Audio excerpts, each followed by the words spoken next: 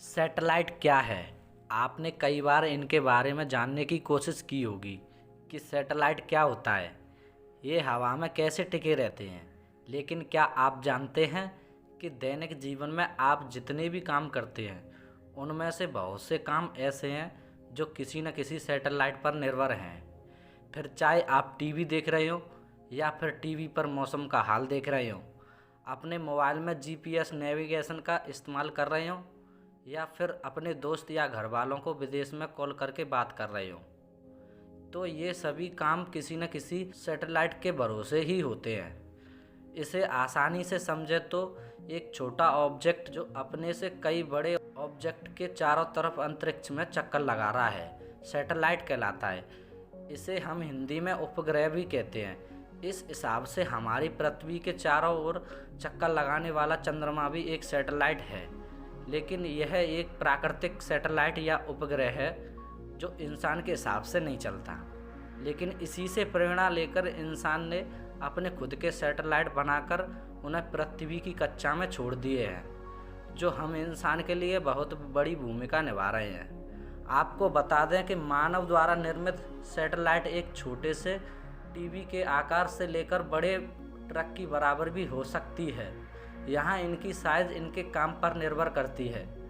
Satellite के दोनों तरफ सोलर पैनल होते हैं जिनसे इनको ऊर्जा यानी बिजली मिलती रहती है। वहीं इनके बीच में ट्रांसमीटर और रिसीवर होते हैं जो सिग्नल को रिसीव या भेजने का काम करते हैं। इसके अलावा कुछ कंट्रोल मोटर भी होती हैं जिनकी मदद से हम सैटेलाइट को रिमोटली कंट्रोल कर सकते हैं। इनकी स्थिति को चेंज करना हो या फिर एंगल चेंज करना हो, सब इन कंट्रोल मोटर के जरिए कर सकते हैं। इसके अलावा सैटेलाइट को किस काम के लिए बनाया गया है, वह ऑब्जेक्ट आपको सैटेलाइट में देखने को मिल जाते हैं। जैसे उपग्रह को पृथ्वी की इमेज लेने के लिए बनाया गया है, तो सैटेलाइट में बड़े कैमरे भी लगे होते हैं। या फिर स्कैनिंग के लिए बनाया गया है तो उसमें स्कैनर देखने को मिल जाएंगे। ये सब सैटेलाइट के कार्य पर निर्भर करता है। उपग्रह को हम कम्युनिकेशन के लिए काम में लेते हैं, क्योंकि रेडियो और ग्राउंड वेव धरती के पूरी कम्युनिकेशन में काम नहीं आ सकते, इसलिए ज़्यादातर सैटेलाइट कम्युनिकेशन के काम में लिए जाते हैं। ये तो आप जान गए होंगे कि सैटेलाइट क्या है या सैटेलाइट क्या होता है, लेकिन यहाँ पर सबसे बड़ा सवाल यही आता है कि सैटेलाइट ऊपर हवा में कैसे टिके रहते हैं, यह धरती पर गिरते क्यों नहीं। इसको लेकर बहुत सिंपल नियम है। जैसे अगर किसी चीज़ को अंतरिक्ष में रहना है तो उसे अपनी एक गति से किसी बड़े ऑब्जेक्ट का चक्कर लगाते रहना होगा।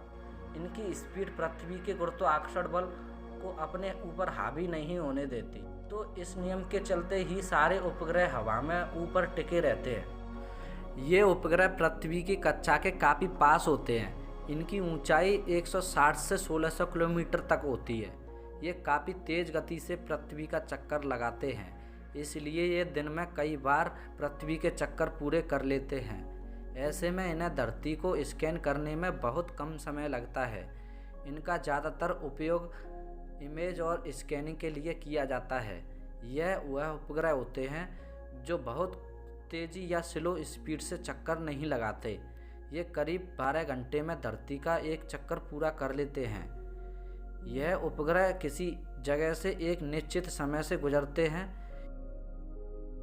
इनकी ऊंचाई 10,000 किलोमीटर से 20,000 किलोमीटर तक होती है। इनका उपयोग नेविगेशन के लिए किया जाता है। ये वह उपग्रह होते हैं जो धरती से बहुत दूर यानी 36,000 किलोमीटर की दूरी पर होते हैं। ये उपग्रह पृथ्वी की स्पीड के साथ पृथ्वी का चक्कर लगाते हैं, यानी ये उपग्रह अगर आपके ठीक ऊपर हैं तो वह हमेशा आपके ऊपर ही रहेगा। इन उपग्रहों का उपयोग नेविगेशन के लिए किया जाता है। अब आप जान गए होंगे कि सैटेलाइट क्या है या सैटेलाइट क्या होता है। उम्मीद करता हूँ दोस्तों इस आर्टिकल से आपको सैटेलाइट के बारे में काफ़ी कुछ जानकारी मिल गई होगी। हमारी भारतीय अंतरिक्ष एजेंसी इसरो की बात करें तो हर साल नई कामयाबियों को छू रही है। आपको जानकर ये हैरानी होगी कि भारतीय अंतरिक्ष एजेंसी इसरो अब तक करीब 100 सैटेलाइट अंतरिक्ष में भेज चुकी है।